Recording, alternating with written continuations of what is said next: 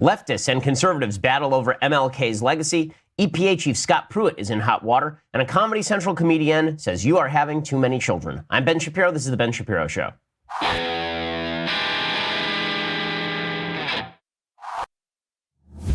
All right, so yesterday marked the anniversary, 50th anniversary of the assassination of Martin Luther King, and we'll be talking about that in just a few minutes. But first, I want to say thank you to our sponsors over at Birch Gold. So right now, have you been watching the stock market? Because it is up and down like a yo-yo. It was down 700 points earlier this week, then it was back up, and then it was down again.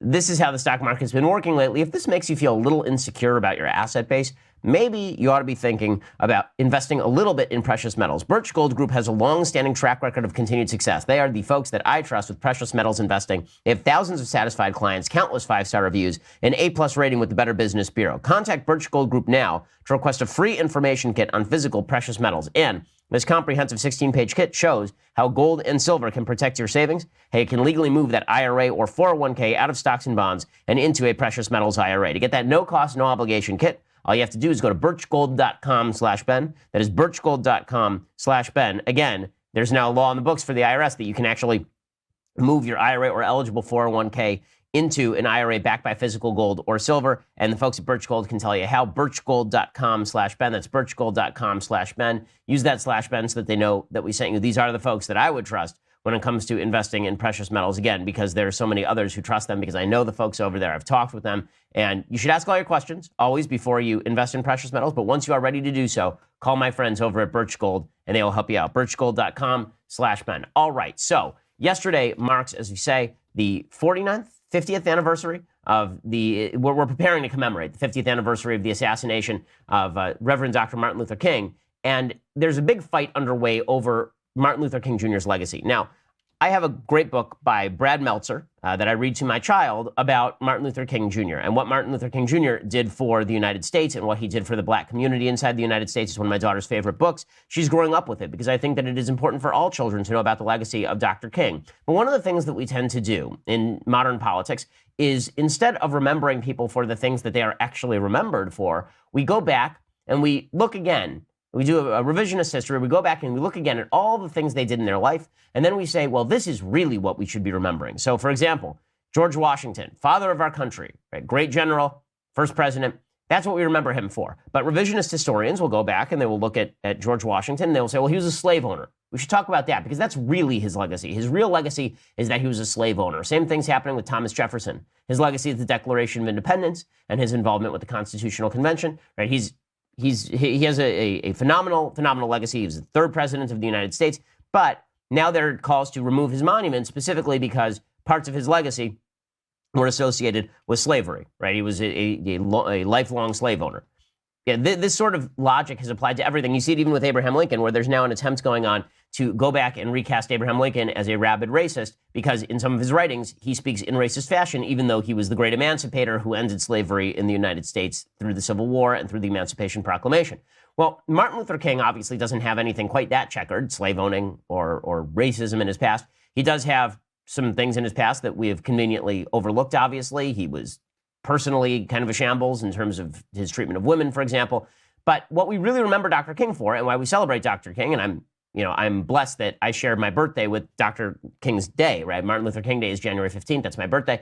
And I've always had a special fondness for that fact. But Dr. King, what we really remember him for is his message, which was not Malcolm X's message. So to understand Martin Luther King's message, you have to do it in contrast to Malcolm X prior to his conversion to actual Islam and his call for peace before he was assassinated by the folks over at the Nation of Islam, to which Democrats still pay homage, which is just an incredible thing, right?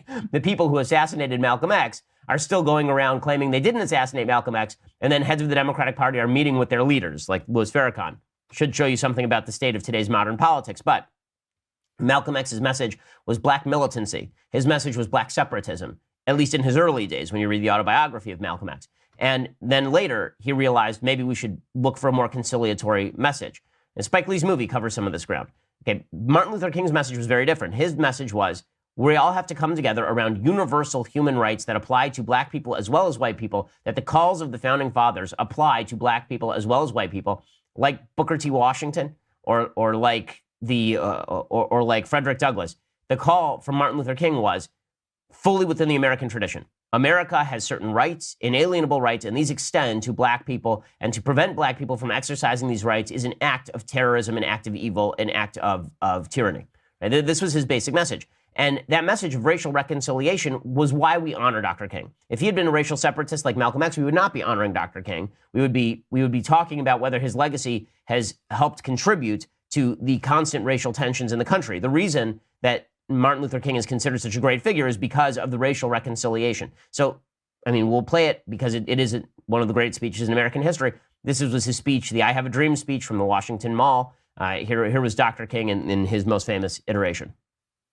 I have a dream that one day this nation will rise up and live out the true meaning of its creed. We hold these truths to be self-evident, that all men are created equal. Right. Okay. And this is because he spoke in these terms. It was obvious that Martin Luther King was bound to be an American hero. Obviously, his assassination was one of the great tragedies in American history because right on the verge of a civil rights movement that was to essentially bear his imprimatur, he was killed. Right? It's just a horrifying story. In any case, President Trump tried to pay homage to Dr. Martin Luther King on the 50th anniversary of his assassination, and he spoke about that. He posted this on his Twitter yesterday. This, of course, caused a lot of consternation. 50 years ago, Dr. King was cruelly taken from this world by an assassin's bullet. But the promise he fought for could never be taken away. His words, his deeds, they live on forever. And the cause for which he gave his life only gains strength and force and power with the passage of time. On this cherished day, we honor the memory of Reverend King, and we rededicate ourselves to a glorious future where every American from every walk of life can live free from fear, liberated from hatred, and uplifted by boundless love for their fellow citizens. I ask every Many people were upset citizen to about join this, me. right? A lot of people were very upset about President Trump putting this out because folks on the left think that President Trump is a racist, and they're unhappy with a lot of the racially conflagrationist things that Trump has said in the past, going all the way back to Charlottesville. The fact is, though, that what Trump is actually saying, right, separate the message from the man who's saying it, what he's saying here is the great American perception of Martin Luther King. So, in the mood of revisionist history, what is absolutely happening right now is that the left is going back and they're looking at Martin Luther King's entire legacy. And again, Martin Luther King was economically a socialist. Martin Luther King was somebody who did not really understand economics particularly well. Martin Luther King was somebody who was focused in on the supposed labor struggles of unions across the country. And so the left broadly has tried to take the great attachment we have to Martin Luther King and extend it to these other causes. So, for example, there's a piece today by Leonard Pitts Jr., who is a columnist, syndicated columnist. It's in the Miami Herald, where he talks about Martin Luther King, and he talks about the assassination. He says, "Fear purchased the gun, delusion loaded it, ignorance adjusted the sight, intolerance pulled the trigger. 50 years ago, those forces killed the man. They have sought ever since to kill the memory." Now, again, I agree with what killed the man. Right, but that was an individual assassin in a country that was still replete with racism. We are now 50 years down the road. The idea that we've spent 50 years burying Martin Luther King's memory is a bit insulting to all of the history of the United States subsequent to his assassination. But here is what Leonard Pitts says. And this, again, I think is the attempt to recapture the legacy of Martin Luther King and put him in the radical camp so that there can be a call today for more radicalism in politics, particularly on the racial side. He says, quote, "There's a myth some of us cherish, and it goes like this. There used to be racism in this country, a distant and benighted time about which it's best not to talk and impolite to even recall. Then Martin Luther King organized a boycott, led some marches, and gave a speech about a dream. And ever since, equality has reigned." Okay, that's obviously meant to be a caricature and a straw man. Obviously, it's not true. We should be teaching about Jim Crow. We should teach about slavery. We should teach about the legacy of those things. We should teach about the entire civil rights movement, including the Civil Rights Act, including Dwight Eisenhower sending federal troops down into the South in the mid-50s, including President Truman integrating the military. We should talk about the long struggle for justice in this country for black folks. We should talk about Martin Luther King, and we should talk about Malcolm X. It was a complex time with a lot of complex figures. We should talk about all those things. But there is no question that racism, since Martin Luther King's assassination, has depleted incredibly rapidly to the lowest point in certainly American history as of maybe 7 or 8 years ago before Barack Obama was elected. And then Barack Obama started, I believe, using intersectional politics as a substitute for unifying policy. But Leonard Pitts says, this is a silly myth. because it ignores the reams of evidence and towers of testimony proving that racism continues to stunt, blunt, and take the lives of people of color. Again, this is the point that folks on the left want to make. They want to say that Martin Luther King's legacy was a failure, essentially, that Martin Luther King did not succeed. It wasn't that he was Moses who goes up to the top of the mountain and sees the promised land and then perishes. It was that Martin Luther King dreamt of a promised land that we have never reached, that we are still wandering in the wilderness somewhere out here. And then Martin Luther King's legacy is basically that he says a bunch of things that we have failed to take him up on. Pitt says it's an offensive myth because it reduces King to an anodyne figure harmless enough to be embraced by conservatives who conveniently forget that while he was here, they stood against everything he stood for. First of all, that's not true. More Republicans than Democrats vote on a percentage basis in the Congress voted for the Civil Rights Act of 1964 than Democrats. Southern Democrats were the ones who were standing in the way of Martin Luther King during the Selma marches and attempting to bludgeon him, and they were imprisoning him. It was not Republicans, okay? That was Democrats. So the idea that it was a bunch of conservatives who were standing in the way of Martin Luther King is not historically accurate. It was conservatives, in many cases, who were standing with Dr. King. Right? There were liberals, no question, who stood with Martin Luther King, and there were conservatives who stood with Martin Luther King. And to pretend otherwise, that is offensive, and that is a rewriting of history. But Pitts continues, the forces that killed him used this myth to kill our memory of the provocative, radical, progressive prophet and preacher that he was. So successful had they been that Glenn Beck, with a straight face, claimed the mantle of King a few years ago, so successful that some people are indignant when it is pointed out to them that Colin Kaepernick is actually following King's example, so successful that King's youngest child, Bernice, recently tweeted how someone told her that her father didn't offend people. Well, I mean, maybe his youngest child knows Martin Luther King's legacy better than, like, Leonard Pitts, I might suggest. And using Colin Kaepernick as someone akin to Martin Luther King, that's an insult to Martin Luther King's legacy. Martin Luther King actually knew of what he talked. Martin Luther King actually had a program for change. Colin Kaepernick was looking for publicity, and he got publicity. I'm not saying that he doesn't have a good heart for what he thinks he is doing, but Colin Kaepernick kneeling for the anthem is something that Martin Luther King never would have done, because Martin Luther King understood that he was standing with America's legacy, not against America's legacy.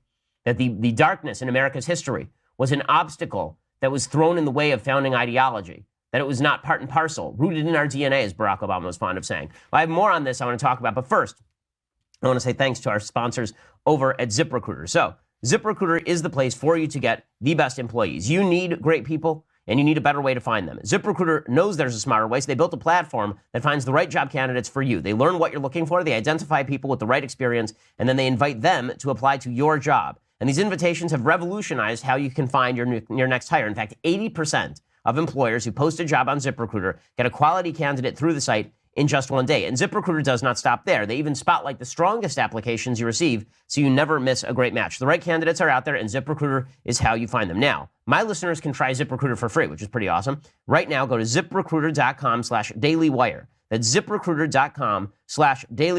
ZipRecruiter.com/dailywire. And again, you can now try ZipRecruiter for free. So go over there, make sure you have the best employees, ensure that your company is staffed up, make sure that you're not stuck with schlubs like I am every morning. I mean, how many of these people will be replaced by ZipRecruiter? They don't know. They don't know. But if they are, ZipRecruiter will be the place that we look. ZipRecruiter.com/dailywire. Check it out. Again, you can post for free over there by using /dailywire and let them know that we sent you. ZipRecruiter is the smartest way to hire. Okay, so to continue on with the leftist revisionist history about why America celebrates Martin Luther King. The revisionist history here is not that Martin Luther King was, they're not lying about some of the revisionist history, right? When I say revisionist history, I don't mean that they are fibbing about what Martin Luther King did. I'm saying they're fibbing about why Martin Luther King was a popular figure, right? Why Martin Luther King has a day of his own in the United States. So Leonard Pitts, again, writing the syndicated column about the real legacy of Martin Luther King, he says, all of this is foolishness, but the foolishness exists because we allow it to, because we failed to vote like we could, teach, organize, and agitate like we should. So 50 years after King was killed, police can still get away with murder. People working full-time jobs still can't feed themselves. We still take necessities from the masses to give luxuries to the classes. Our children are still ground up by unnecessary war. African Americans are still last hired, first fired, still disproportionately poor, sick, undereducated, and killed. Okay, well, there's a lot to unpack there, but not every disparity, as we will see, and we'll talk about in just a second, is due to discrimination in the United States. But Leonard Pitts is saying that because there is still disparity, that obviously is a symptom of the same root cause that Martin Luther King was fighting, namely deep American racism. And then, of course, Leonard Pitts drops what he considers his ultimate rhetorical H-bomb. Also, Jeff Sessions is Attorney General and Donald Trump president. Okay, to call Jeff Sessions a racist is really absurd. Jeff Sessions prosecuted members of the KKK. And Donald Trump as president, that is a direct response. It really is. I don't think that Trump has been great on race. I really don't. But if I haven't made that clear in the past. But So you say that Donald Trump is a cause of racism rather than an effect of an intersectional politics that has now generated a blowback on the other side of the aisle, I think would be wildly inaccurate. It's not evidence of deep-seated American racism. It's evidence that Americans are willing to get tribal if they think the other side of the political aisle gets tribal as well. Leonard Pitts concludes, things are not as awful as they once were, but less awful is not a synonym for good. So those of us who believe in social justice, not as abstract possibility, but as critical necessity, must reclaim the lost memory of King and defend it with adamantine will from those who would smother it in myth, not just because it inspires, but also because it impels. And he says that we have lingered in the valley for too long. Again, this is what the left is trying to do. They're trying to say that King's vision was never accomplished, and the right is saying large swaths of King's vision were accomplished, which is why we celebrate him. Well, imagine in 1969, if you'd said that white kids across the United States would be celebrating Dr. Martin Luther King, that would be seen as a great step toward the ending of racism in America, certainly. It would be good evidence that racism in America has waned. The left doesn't see it like that because they want to promulgate the myth America's a deeply racist place. So now I want to read you an article by Jesse Jackson. So Jesse Jackson was at the assassination of Martin Luther King. He was one of the folks who was there. And he obviously has become a demagogic and terrible race leader. Not only has he engaged in racism of his own, not only has he engaged in anti-Semitism, not only is he personally a mess, not only is he corrupt beyond measure, but he is still proclaiming that every problem that happens in the United States is a reflection of racism. So this is the question. Is Dr. Martin Luther King's legacy a failure or is it a success? Folks on the left say it's a failure because America failed Dr. Martin Luther King. So here is what Jesse Jackson writes in the New York Times today. As the nation prepares to commemorate the 50th anniversary of the assassination of Reverend Dr. Martin Luther King Jr., we should dwell not merely on how Dr. King died, but also on how he lived. He mobilized mass action to win a public accommodations bill and the right to vote. He led the Montgomery bus boycott and navigated police terror in Birmingham. He got us over the bloodstained bridge in Selma and survived the rocks and bottles and hatred in Chicago. He globalized our struggle to end the war in Vietnam. How he lived is why he died. This again is Jesse Jackson. As he sought to move beyond desegregation and the right to vote, to focus his work on economic justice, anti-militarism, and human rights, the system pushed back hard. In the last months of his life, he was attacked by the government, the press, former allies in the military-industrial complex. Even black Democrats turned their backs on him when he challenged the party's support for the war in Vietnam. By the way, he was wrong about that. The war in Vietnam was not a bad war. That was the right war. It was just fought in absolutely the wrong way. And smothering everything that Dr. King did in genius and wonder is, I think, also a disservice to the fact that a lot of the stuff he said was controversial, right? And the Vietnam War is one of those things. It says a growing number of Americans had a negative view of Dr. King in the final years of his life, according to public opinion polls. A man of peace, he died violently. A man of love, he died hated by many. America loathes marchers but loves martyrs. The bullet in Memphis made Dr. King a martyr for the ages. We owe it to Dr. King and to our children and grandchildren to commemorate the man in full, a radical, ecumenical, anti-war, pro-immigrant, and scholarly champion of the poor who spent much more time marching and going to jail for liberation and justice than he ever spent dreaming about it. And then he talks about, you know, all of the various things that Martin Luther King marched for, some of which I think were wonderful, many of which were incredible, and some of which were socialist. I mean, some of which were not so great. The point here is, what is America now? 50 years. Let's do a quick retrospective. Where is America now? The answer is some of the disparities in America have not been removed. But legal disparities, legal discrimination is not a thing in the United States. Okay, and I'm talking about laws that discriminate between blacks and whites in the United States. These are illegal in the United States. They're barred by federal law. Right? They should have been barred by the 14th Amendment to the Constitution, is the truth, in 1871, 1869. But in any case, it took 100 years for that legacy to be realized. To pretend that Martin Luther King is a failure in order to promote a radical race agenda that suggests that all disparity in the United States is due to discrimination is to do a disservice to Dr. King's memory, and more importantly, to do a disservice to the United States that has embraced his memory. So here is a better article on the legacy of Martin Luther King. This one is from Jason Riley, another columnist. He's a black guy who writes for the Wall Street Journal. He's on the editorial board there. He says, after Martin Luther King Jr. was shot dead 50 years ago as he stood on the balcony of a motel in Memphis, Tennessee, riots broke out in more than 100 cities. There were also reports of violence on college campuses and even on military bases overseas where some black soldiers refused to report for duty. Federal troops were sent to Baltimore. In Chicago, Mayor Richard Daley ordered police to shoot to kill arsonists and shoot to maim looters. In Washington, so many fires were set you couldn't see the U.S. Capitol because of all the smoke. General William Westmoreland, who commanded U.S. forces in Vietnam and happened to be in Washington at the time, said the unrest had left the nation's capital looking worse than Saigon did at the height of the Tet Offensive. President LBJ responded by convening a meeting of the nation's most prominent black activists, and the invite list is instructive. It included A. Philip Randolph, who led the fight to desegregate the military, Whitney Young, head of the National Urban League, Roy Wilkins, leader of the NAACP, and Bayard Rustin, a top advisor to King, who had helped organize the seminal 1955 bus boycott in Montgomery, Alabama, and the 1963 March on Washington. It almost goes without saying that the leading civil rights organizations today can no longer count people of that caliber in their ranks, which may be the clearest indication yet that the movement is over and that the right side prevailed. If black Americans were still faced with legitimate threats to civil rights, such as legal discrimination or voter disenfranchisement, we would see true successors to the King-era luminaries step forward, not the pretenders in place today who have turned a movement into an industry, if not a racket. In just a second, I'll read you the rest of what Jason Riley has to say, because I think this is truer to why America celebrates Martin Luther King than anything the left is saying about Martin Luther King today, attempting to rally Martin Luther King's support base and popularity in favor of a Bernie Sanders, Kamala Harris agenda. First, I want to say thank you to our sponsors over at Indochino. So, I used to get suits just off the rack. That was the way that I got suits.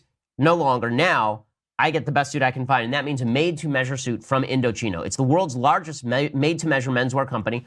Indochino has been featured in major publications, including GQ, Forbes, and Fast Company. They make suits and shirts made to your exact measurements for a great fit. Guys love the wide selection of high-quality fabrics and the option to personalize all the details, including your lapel, lining, and monogram. So here's how it works. You visit a showroom or you shop online at Indochino.com. You pick your fabric, you choose your customizations, you submit your measurements, and then you just wait for the custom suit to arrive in just a few weeks. By the way, if you go to the showroom, it's a lot of fun. It really is. I've been to the showroom in Beverly Hills, and it's just spectacular. You walk in, they show you all the different fits and all the different types of suits, all the different materials. It really is a blast. And right now, this week, my listeners can get any premium Indochino suit for just $379 at Indochino.com when you enter promo code Shapiro at checkout. Again, that's Indochino.com. Enter promo code Shapiro at checkout. You get any premium suit for just $379 and free shipping. That is 50% off the regular price for a made-to-measure premium suit. The suit fits like a glove. It's just fantastic. Indochino.com. Enter promo code Shapiro. Again, any premium Indochino suit for $379. Look like James Bond. Look like $1 million, but don't spend $1 million. Go to Indochino.com. Promo code Shapiro. Check it out. And also that lets them know that we sent you. Okay, so as I say, Jason Riley of the Wall Street Journal has, I think, the best piece on Martin Luther King's legacy and where we stand today. The left has tried to see MLK's legacy and say that he was actually a failure because America failed him. In reality, America did not fail Dr. Martin Luther King. America has done its best to live up to his legacy. Okay, so here, that doesn't mean that there's no racism in the United States. It does mean that to pretend that there has not been unbelievable progress and that racism is a fringe element in the United States right now is to ignore reality. So Jason Riley says racial gaps that were steadily narrowing in the 1940s, 50s, and 60s would expand in the 1970s, 80s, and 90s, which suggests that the disparities that continue today aren't being driven by racism, notwithstanding claims to the contrary from liberals and their allies in the media. It also suggests that attitudes toward marriage, education, work, and the rule of law play a much larger role than the left wants to acknowledge. More marches won't address out-of-wedlock childbearing. More sit-ins won't lower black crime rates or narrow the school achievement gap. Even electing and appointing more black officials, which has been a major priority for civil rights leaders over the past half-century, can't compensate for these cultural deficiencies. Black mayors, police chiefs, and school superintendents have been commonplace since the 1970s, including in major cities with large black populations. Racially gerrymandered voting districts have ensured the election of blacks to Congress. Even the election of a black president twice failed to close the divide in many key measures. Black-white differences in poverty, home ownership, and incomes all grew wider under President Obama. Discussion of antisocial behavior in poor black communities, let alone the possibility that it plays a significant role in racial inequality, has become another casualty of the post-60s era, writes Jason Riley, the black columnist over at the Wall Street Journal. King and other black leaders at the time spoke openly about the need for more responsible behavior in poor black communities. After remarking on a disproportionately high inner-city crime rate, King told a black congregation in St. Louis, quote, "We've got to do something about our moral standards." He added, quote, "We know there are many things wrong in the white world, but there are many things wrong in the black world too. We can't keep blaming the white man. There are things we must do for ourselves." King's successors mostly ignored this advice, preferring instead to keep the onus on whites. Where King tried to instill in young people the importance of personal responsibility and self-determination, notwithstanding racial barriers, his counterparts today spend more time making excuses for counterproductive behavior and dismissing criticism of it as racist. Activists who long ago abandoned King's colorblind standard, which was the basis for the landmark civil rights laws enacted in the 1960s, tell black youths today that they are victims first and foremost. A generation of blacks who have more opportunity than any previous generation are being taught that America offers them little more than trigger-happy cops, bigoted teachers, and biased employers. It's not only incorrect, but as King and a previous generation of black leaders understood, it's also unhelpful. The reason that I read all of this from Jason Riley is because this is the important part of Dr. King's legacy. The important part is the part that we know. It is the part that we know. It doesn't mean we shouldn't study the rest of Dr. King's life and analyze how he brilliantly used the power of media and brilliantly used the power of social demonstration in order to push his agenda. We should do all of these things. I'm all for a more well-rounded, nuanced picture of history. But if we're going to say, what do we celebrate about Dr. Martin Luther King, it is a colorblind standard that the left today is in the midst of rejecting wholesale. The intersectional ideology of the left fully rejects all of this. The intersectional ideology of the left fully suggests that you cannot have a colorblind society, that Dr. Martin Luther King was in fact wrong, that Dr. Martin Luther King was incorrect in his assessment of his dream. His dream itself was a problem. And I present as evidence to you an article by a professor named Kimberly Crenshaw. She's executive director of the African American Policy Forum and a professor of law at Columbia University. She is also the inventor of the concept of intersectionality. And in the column that she wrote for the Washington Post, I think it was a couple of years ago, she explained that intersectionality isn't only supposed to be a way of describing different experiences based on group identity. It's not just supposed to be that Democrats are saying, yeah, black people have one kind of experience and white people have another kind of experience. Instead, intersectionality, which is what the Democratic Party pushes, is supposed to be a way of promoting a leftist political agenda. She writes in the Washington Post, quote, intersectionality was my attempt to make feminism, anti-racist activism, and anti-discrimination law do what I thought they should, highlight the multiple avenues through which racial and gender oppression were experienced so that the problems would be easier to discuss and understand. So what does she mean by this? She means that the legacy of America is racist and that there is no way to overcome that. White privilege means we can never overcome this. Even if every white person in America were to acknowledge quote-unquote white privilege and suggest that the system is built for them, they would still not have anything to say. Because even then, there are certain racist bones in the white body that cannot be overcome. There are literally colleges that are teaching kids that if they say, I am colorblind, this is an element of racism. If you say, I don't judge people based on color, this is a microaggression. I am not kidding. This is something that is said at universities across the land. That is a direct rejection of Dr. King's dream. So what is the left doing? They're saying, well, really, Dr. King's dream wasn't the colorblind society. That was just a bunch of sloganeering for the cameras. What his dream really was racial separatism and competing interest groups. His real dream was the Bernie Sanders socialist agenda that would overcome race with redistributionism. He was really a class warrior rather than a warrior in favor of racial integration. This is not why America celebrates Dr. Martin Luther King. And to pretend otherwise is, I think, a bit of nasty revisionist history that has some pretty serious consequences for the future of the country. Okay, well, meanwhile, speaking of political polarization pushed by the left, you can see that the left is not interested in the sort of integration, in the sort of peaceful talking that Martin Luther King was attempting to push. One of the people who is supposedly a successor to Reverend Dr. King, is Al Sharpton. It just demonstrates the fall off in the level of political discourse and the level of racial leadership that Al Sharpton is considered anywhere akin to Martin Luther King. It's just insane. Al Sharpton is a race hustler. Al Sharpton has made himself a fortune by blackmailing companies, by calling them racist. Al Sharpton is a guy who has twice helped initiate violence against Jews. Al Sharpton is just the scum of the earth. He's the scum of the earth, Al Sharpton. And yet here he is talking about Martin Luther King and talking about how Donald Trump has made racial intolerance vogue again, despite the fact that Al Sharpton legitimately called called Jews white interlopers in Harlem and suggested that diamond merchants in New York were responsible for killing black children. Okay, Al Sharpton is the worst of the worst. And here he is talking about how Trump has made racial intolerance in vogue again. I think what people really don't understand, for those of us that grew up in the King movement and the generation after King, is that we mark the 50th anniversary with the challenges that we have a president that has made this kind of racial divide and intolerance become vogue again. Because when you look at what Donald Trump is doing around pet questions of people of color, Mexicans, blacks, Muslims, he has reintroduced what Dr. King's life was against. It's taken us back. Taken us really back. Years. Okay, so again, here's the problem. I'm not fond of a lot of Trump's rhetoric. I was very critical of President Trump's response to Charlottesville, which I thought was egregious.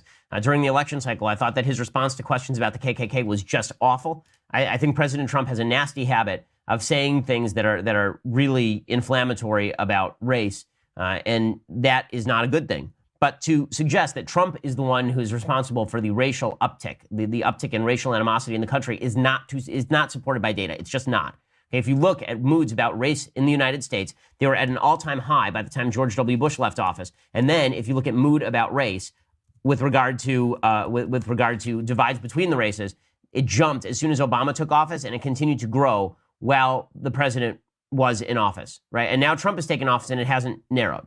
And that's not a shock because, again, when one side embraces the idea that the colorblind dream is no longer a dream, but a nightmare, then you end up with a racially polarized society. This sort of polarization, unfortunately, has broken out across the spectrum. It's not just with regard to race. For example, it's so bad that even normal politicians are being attacked as inhuman just because we disagree with them. Ted Cruz, I'm friendly with Senator Cruz, and Senator Cruz, the senator from Texas, he was campaigning in Texas. The left is celebrating this, and this just demonstrates how far our politics have gone. This woman walks up to Ted Cruz and asks him if he is actually a human being. It's really quite amazing. I'm a woman over 50 who, as of February 7th, has 7 active pre-existing conditions. I'm not counting being female and a survivor of abuse. I purchased my individual policy on the health insurance exchange.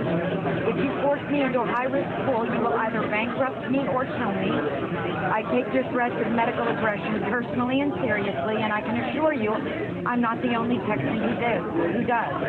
My question is, will you pledge to submit to a DNA test to prove that you're human?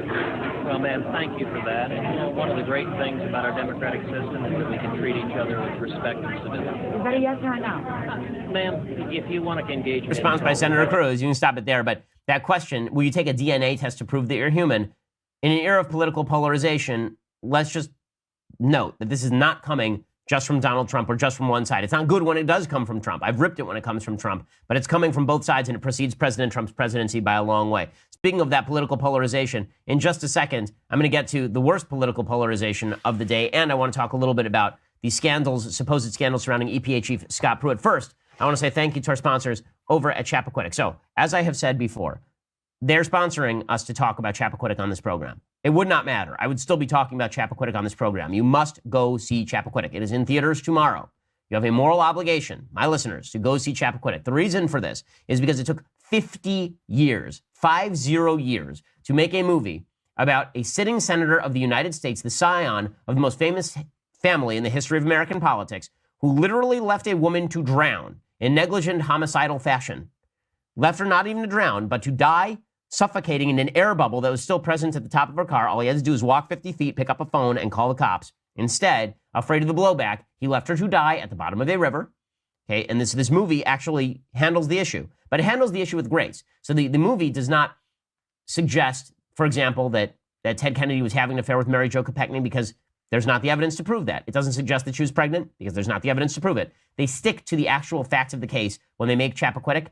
It's also a really nuanced, well-rounded picture of who Ted Kennedy was. So it's not a right-wing hit job, but it is also not an ode to Ted Kennedy by any stretch of the imagination. I mean, the man comes off pretty horribly, as well he should, when you leave a woman to die at the bottom of a river. Chappaquiddick, the movie, is out tomorrow. Go check it out, please. It's well acted. Jason Clarke, Kate Mara, Ed Helms, Jim Gaffigan, Bruce Stern, terrific cast. You're not going to want to miss this untold story of how one of the most covered up crimes in American history saved the career of a senator in Massachusetts. Chappaquiddick in theaters everywhere, April 6th. Get the true legacy of Ted Kennedy by going and seeing it. All right, so I want to talk a little bit more about the political polarization between right and left and some insane comments from a Hollywood director in just a second. But you're going to have to go over to dailywire.com and subscribe. For $9.99 a month, you can get the subscription to dailywire.com. When you do, you get the rest of this show live.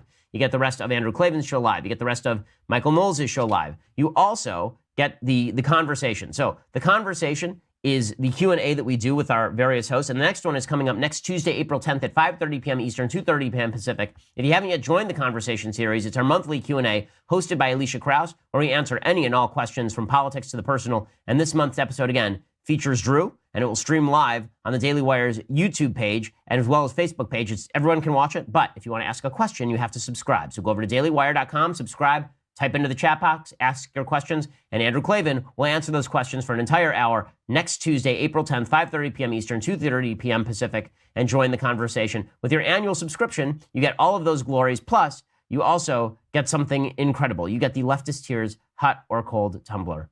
The Leftist Tears Hot or Cold Tumbler, it's phenomenal. You will love it. It's incredible. So go check it out. Again, please subscribe also because it helps support the show and make sure we can bring it to you every day. Get that annual subscription and help us out. I get lots of letters asking how you can help us out. That's the way you can help us out, is by subscribing. Really appreciate it. We are the largest, fastest growing conservative show in the nation.